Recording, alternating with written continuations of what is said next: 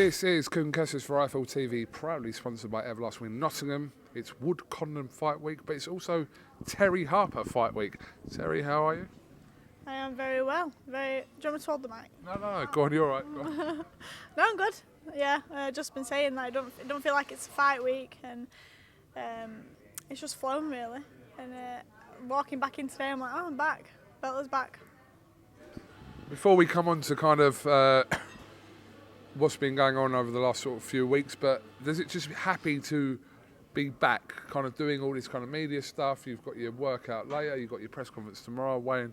Just to be back doing that, to kind of get away from kind of whatever's happened in the past.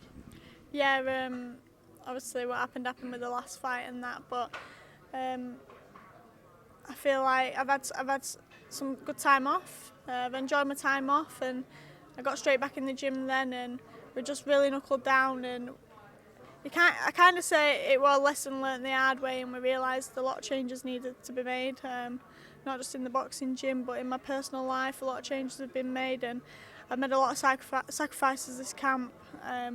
But I've still been able to remain focused, and I'm in probably the best headspace I've been in a very long time, and I'm just here to enjoy every minute.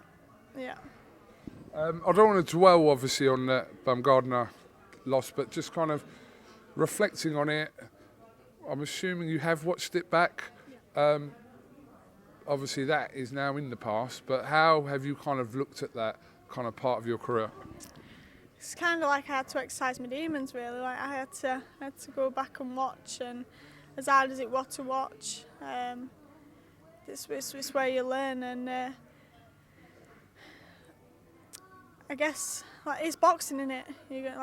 You're playing with fire, and all it takes is one shot. But I realised looking back now, there were things, all these little factors that added up for me not to be performing on the night. And yeah, take nothing away from Alicia. It's like she came out and she did what she needed to do, and she got a great win. And but yeah, massive congratulations to her in her career, and obviously signing with Matchroom. And but yeah, like I'm looking beyond that now. I'm focused on me and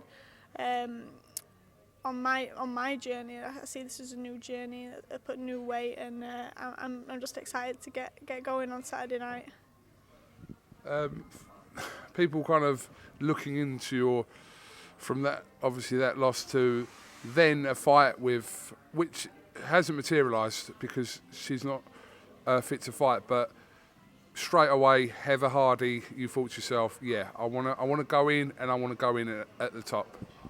Yeah, it's kind of like, I know I had the defeat, and I know it was a bad one, but I still got full confidence in my ability, and I kind of just wanted to get straight back on the horse, on the saddle, and just get back to work. Yeah, so like, despite what happened, I still got full confidence in myself and my ability. So yeah, that's the main reason why I wanted to get straight back in there with a very respectful opponent. And it's just unfortunate events happen for that fight not to happen. But hopefully further down the line it can be made again. And because I know we had a great response, and hopefully we can meet soon in the ring. So, yeah, Hardy out, but then now your opponent now is Abelaneda. I hope I've pronounced that. If you're watching, Yamila, I hope I've pronounced her name right, Abelaneda. Yeah, what do you know of her? Obviously, a very good record, 13 wins out of 17, 18 fights. So, yeah, what do you know about her, Terri? Well, I'd be lying if I say I knew a lot, but I remember getting the call that obviously what happened with her wrist, and she had to pull out of the fight. So me and Andrew straight over to Costa, and we sat down and we were just looking at some opponents that had been sent over, and we just liked the look of her. Obviously she's got a great record. Again, not just getting in with a nobody, but I feel like she's top 7 in. She's got a top 7 ranking in the WBA. Yeah, and then so yeah, just back in there with a respected opponent, and just get the job done. I need to ask your opinion about Sandy Ryan's fight, which is a very interesting fight against Farias on this same card as well. So only a few fights for Sandy Ryan, but she's getting chucked in at the deep end to see where she's at. Yeah, I think sometimes you need these fights, but obviously every time Sandy's gone out there, she's really made a great statement, and you can see obviously from the GB days, and she's got great pedigree and very well scored. I think it makes sense for Sandy to be making these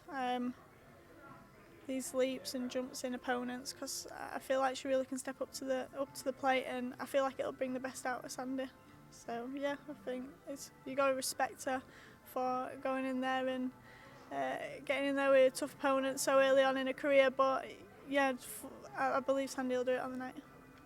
It's a very interesting card, and obviously Wood Codland tops it, which should be very interesting. There hasn't been high-profile boxing in Nottingham for quite some time. I think the last time Matchroom put a show on here was Froch and Youssef Mack, which was Froch's first defence after he beat Lucien Boutte. So it's about time fighting come back to Nottingham as well. It's a good fighting place.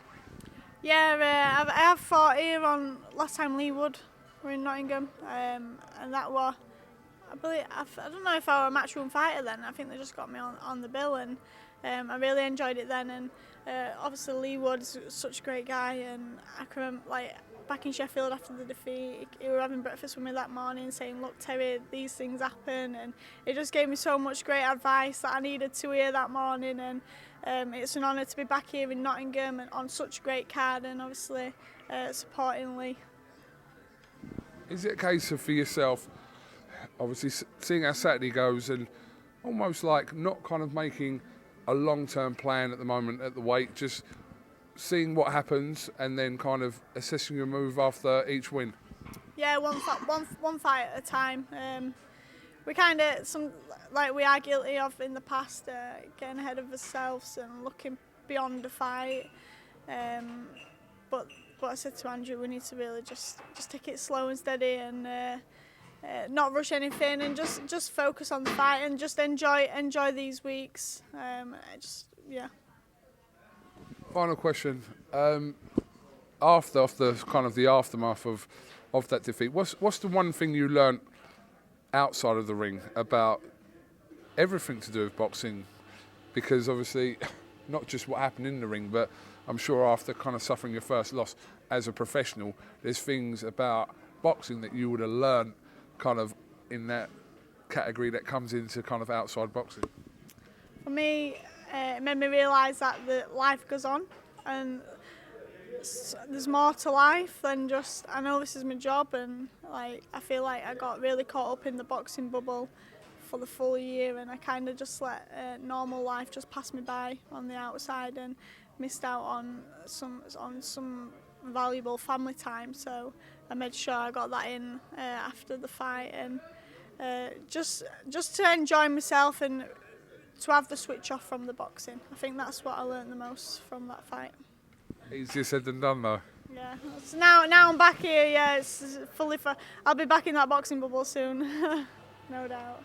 Right, Terry, appreciate your time. Yeah, you've got a long media day ahead of you, so yeah, appreciate that. And yeah, work out later on. What press conference tomorrow, and then Wayne Friday and Saturday night. It's on. Belt was back. Yes, ready to go. Thank you very much, Terry.